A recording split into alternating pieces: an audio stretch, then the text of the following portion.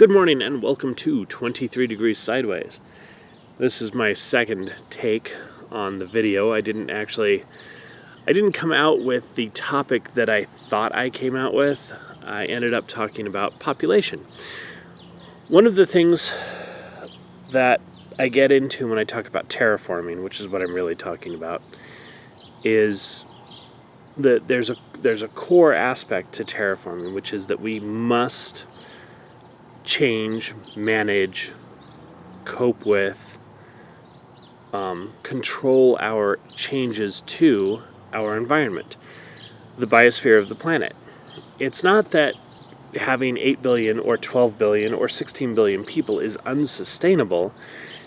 It's that we do need to somewhat intelligently, somewhat coherently, somewhat awarely manage the environment, at least a little bit, just because we're gonna do it. It's something we do. Humans manage their environment. We make changes. It's part of this whole consciousness intelligence thing that we have. So it would behoove us to do so in a reasonably intelligent manner, or at least a reasonably aware, goal-oriented, responsible manner. And I'm starting to use hippie speak, which is rough because I'm kind of arguing against the static environment, pre-Columbian, pre-human Gaia hypothesis, environmental BS, religious thing. Okay? Environmentalists have a Eden myth. And they're very highly mythological. They believe in a stasis, a pre-human perfection and stasis of the environment, which never existed, cannot exist, and just doesn't work with a dynamic system. Nature is thousands, tens of thousands of dynamic systems, and you can't have stasis. You don't have this perfection, this mythological Eden world. So that's not part of reality. It's one of my main arguments, one of my main hobby horses when it comes to environmentalists. You know, another one is the BBFM, bigger, better, faster, more. If you want to make environmental solutions work, you have to make them better than what we have, not try to convince people that they need to live life worse. Reducing quality of life is not how you sell this. Okay, although maybe it works for you because, you know, apparently our consumer market economy relies on reducing quality of life. Well, population. We have about 8 billion people. It's not unsustainable. 12 billion's a minimum of where we're going to get to before we can get control of population. Control of population is hard because it's very difficult to do that in a humane fashion. Whoa. Various places do try to control population. We had a progressive experiment last century in the United States that was revolved around the idea of sterilization and abortion of undesirable populations. African Americans, poor whites, West Virginians, whatever. And man, it's not humane. It's just, it's very hard for me to understand how you can retain your humanity while doing that. I mean, psychologically, you can just presume that everyone you dislike is subhuman, you know, and we have this now. There are plenty of people on the left who think that we have a population explosion problem who they're not comfortable talking about it in so many words, but when you start having a conversation, they're pretty comfortable with the idea of sterilization of Christians.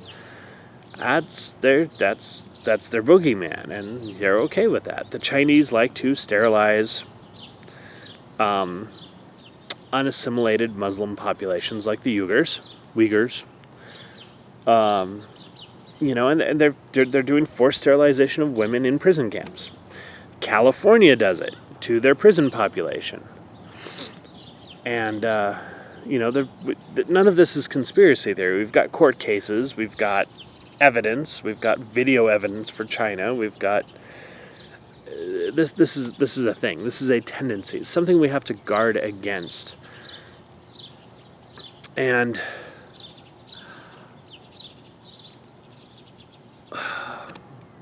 then there's voluntary sterilization, which is an interesting topic and one that I have mixed feelings about. I look at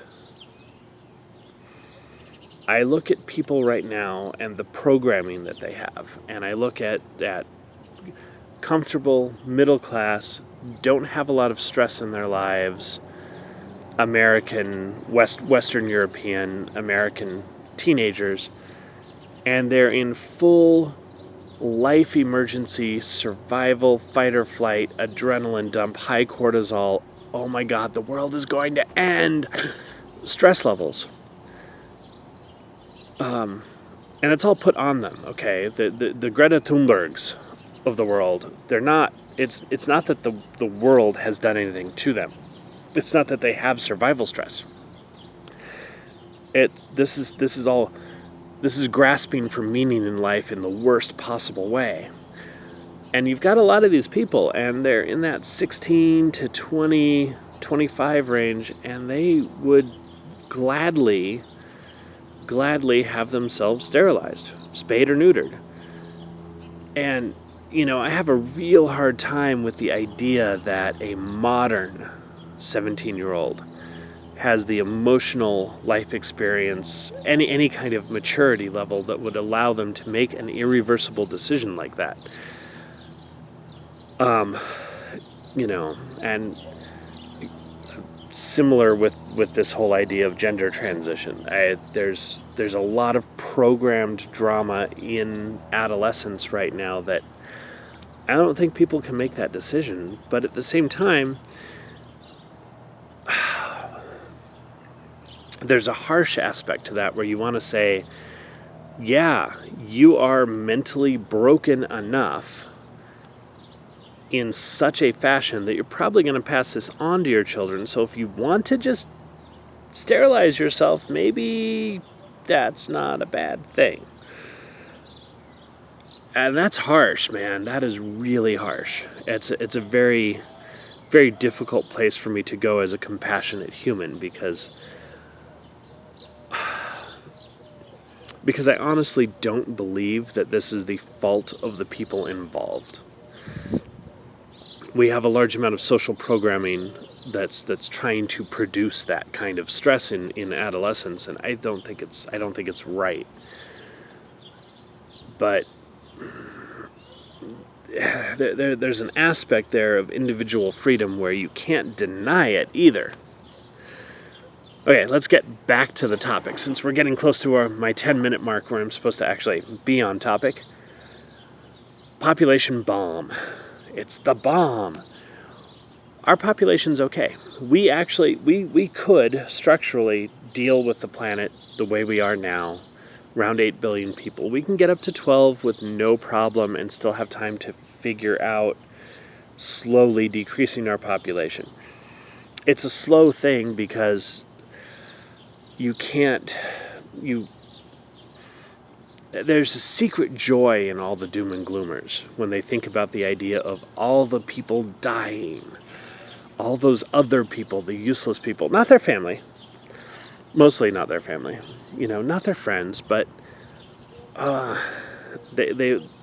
there's this massive threat out there, and they want to get rid of that.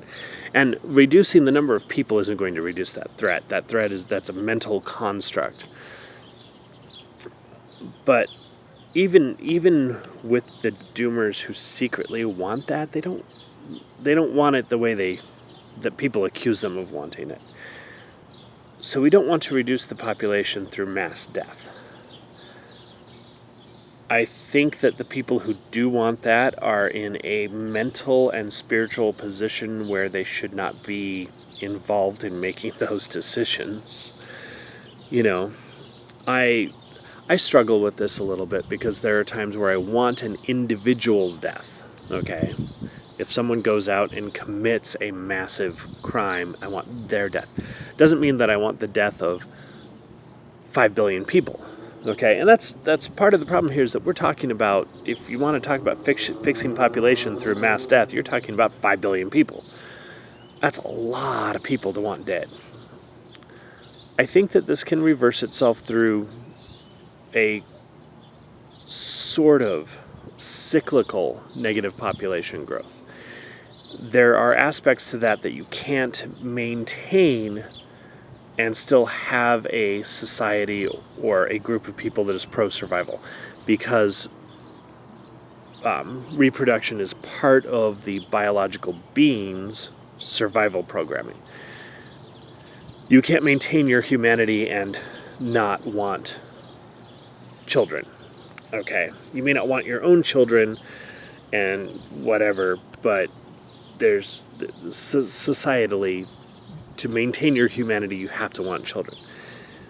So this is difficult, but I do think it's possible. I think there are ways. One of the easiest and best ways to reduce population growth is education and opportunity. Now, education does not mean ideological indoctrination, okay? In the West right now, when we talk about education, mostly what we are referring to is ideological indoctrination.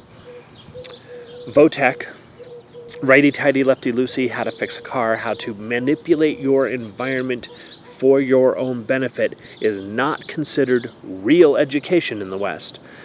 Only the ideological indoctrination is considered education. That's wrong. When you look at the socioeconomic, the number of babies, the choice to have babies, the ability to choose to have babies, when you look at the education there, you're not looking at ideological indoctrination, you're looking at functional education. Just the same as opportunity. Functional opportunity, not a living wage welfare utopia, because that's not opportunity. It's not. It doesn't work. It does not provide a reduction in population growth.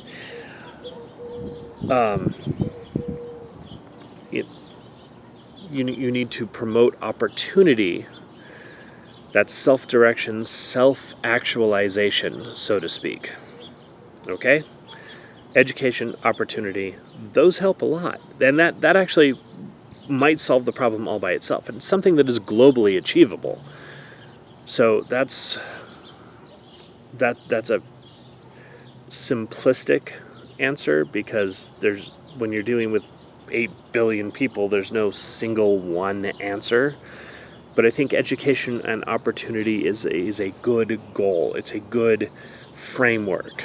And then you can look at areas where that doesn't work differently, okay? Because the areas where that doesn't work, you're going to be dealing with mental programming, consumerism, certain mythologies or religious practices, which, consumerism, again, is very religious.